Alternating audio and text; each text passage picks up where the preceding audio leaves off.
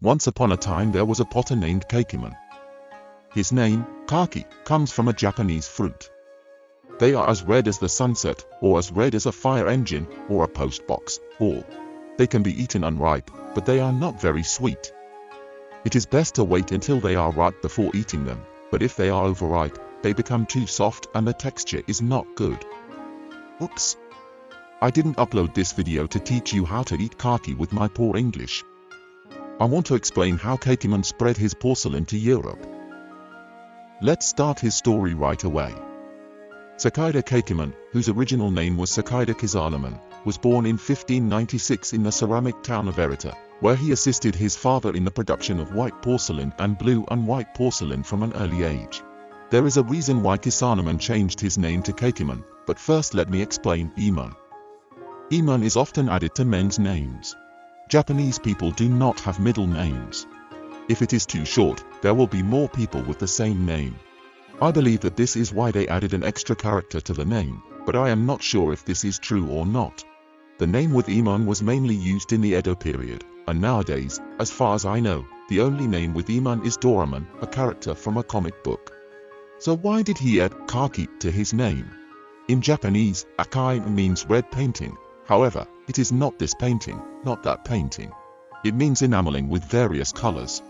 In porcelain painting, the red color was the most difficult to achieve. So, the potters called enameling Akae. Having conquered red, he added kaki, a representative of red objects, to his name. How did he evolve? Find out how he discovered color painting. The art of ceramics was introduced to Japan from China via Chosun, now Korea. It was a Chosun potter named Ai Sanpei who found the pottery stones needed for the production of porcelain in Erita. He played an important role in the history of Japanese ceramics and lived to be in his late 80s. His descendants stopped making pottery for a time, but have revived it to the present day. Some believe that the Ai Sanpei and other Chosun potters were kidnapped, but they probably came to Japan voluntarily after hearing of the favorable treatment they received. The reason is that none of the remaining Chosun potters' names have survived, and the whereabouts of their descendants have long since been forgotten. The status of craftsmen was low in Chosun. The situation was similar in Japan, but there was a special circumstance in this country, that is the existence of the tea ceremony. Even in Europe, coffee and tea vessels were chosen and designed by the people, but those for the tea ceremony were incredibly hot. During the Warring States period, Japan was a collection of small countries constantly at war with each other. In this situation, the lord of a certain country blew himself up along with his tea utensils, despite being told by his enemies that his life would be spared if he gave them one of his tea utensils. The dead man may have had a grudge, but the tea utensil fanaticism of a warlord who tried to save the life of an enemy general with one of tea utensil is incredible. Warlords were so enthusiastic about tea utensil, both above and below the ranks, that he would have been delighted to receive a small pottery jar instead of a fiefdom as a reward for winning the war.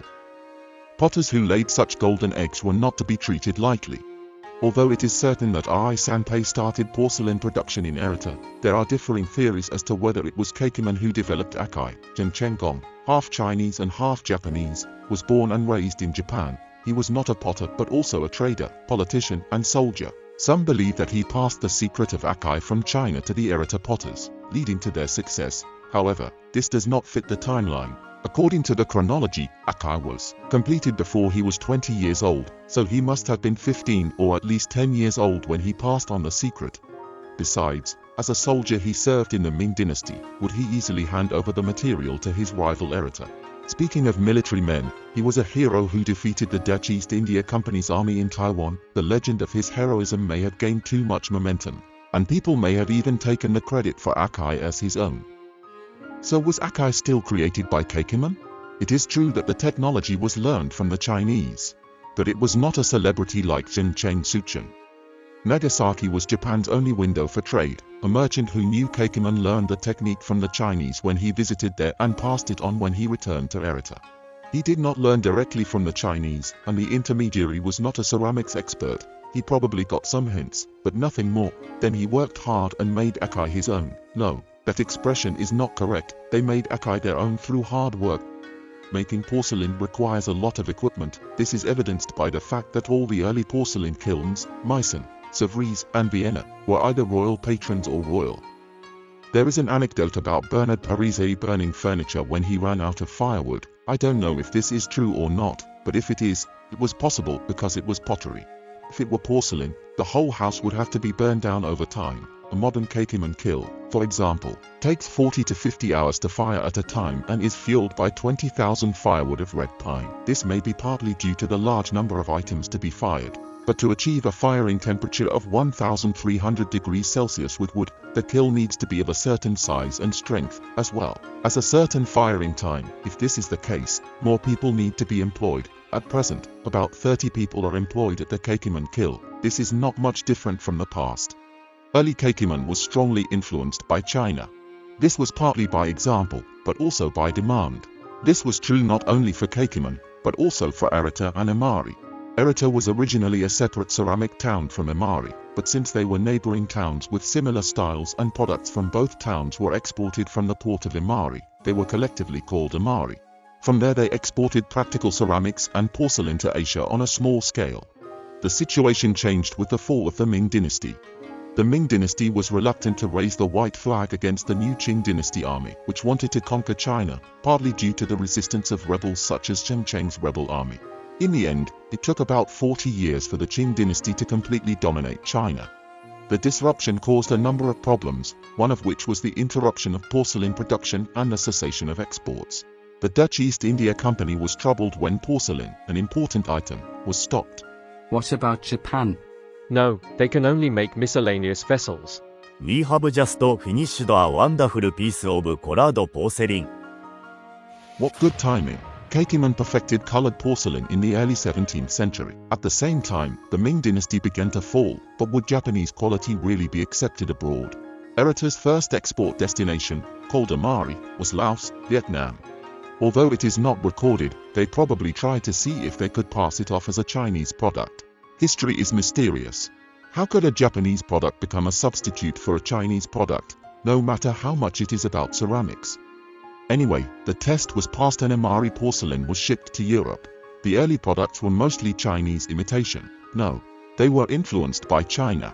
For some reason, the markings were similar, but that was probably a coincidence. Fortunately, the prolonged turmoil in China allowed kakemon and other Arita and Imari potters to express their originality, while most of them moved toward even more opulent products, such as the luxurious porcelain known as Nigoshi-de and even gold brocade. To suit Western tastes, kakemon's goal was purely Japanese. Rinpa is like an artistic movement. It has lasted a very long time and its expression has not been constant, but the spirit behind it has been passed down from generation to generation. And the history of Rinpa overlaps with the history of Akae. The milky white skin called Nigoshi-de, developed by kakemon and the potters, suited Rinpa's use of wide open spaces. Unlike the bluish skin of earlier Imari, Nigoshi-de was a warm white color. It is a technique that was perfected through a series of innovations, but it was not created by a single genius, kakemon, by a large number of craftsmen, painters, and the people behind the scenes who supported them. The perfected kakemon became popular in Europe. The most expensive porcelain during Harold's struggle after the death of Becca in Meissen was kakemon. King August the Strong is so famous as a collector of kakemon and Chinese porcelain, but other famous collectors include Frederick Prince of Wales, Maria Theresa, and King Carl VII. In addition to Frederick, Mary II also left her mark on British history as a collector of Asian porcelain, including kakemon. Although colored porcelain was only Chinese or Japanese, color painting did not develop in Korea. It seems that it did not suit their sensibilities. Culture also has its own national characteristics. Be that as it may, Mary II was in a particularly advantageous position when it came to collecting Japanese ceramics. Her husband was Governor General of the Netherlands, and she is thought to have had strong links with the Dutch East India Company, which had a monopoly on trade with Japan. In those days, every day was Black Friday for her. Mary II's porcelain collection in the Dutch consisted of around 800 pieces. It is not known how many of these were kakemon, but I would like to think that the many kakemon she brought back to England helped to deepen the penetration of Japanese culture. In fact, it is extremely doubtful that she, or indeed any Englishman or European at the time, knew of the existence of the country of Japan. But even if they didn't know about Japan, even if they didn't even know the name kakemon's name, but if they remember this design, it will help you to recognize and understand the country one day. Kakemon reached its peak in the middle of the 18th century, but it did not last long. The name Sekida Kakemon was passed down from generation to generation. Due to a lack of skill on the part of the 7th generation, it was no longer possible to produce Nigoshi-de. Some believe that it was labor-intensive and not economically viable. By this time, Hirata and Imari as a whole had lost their strength.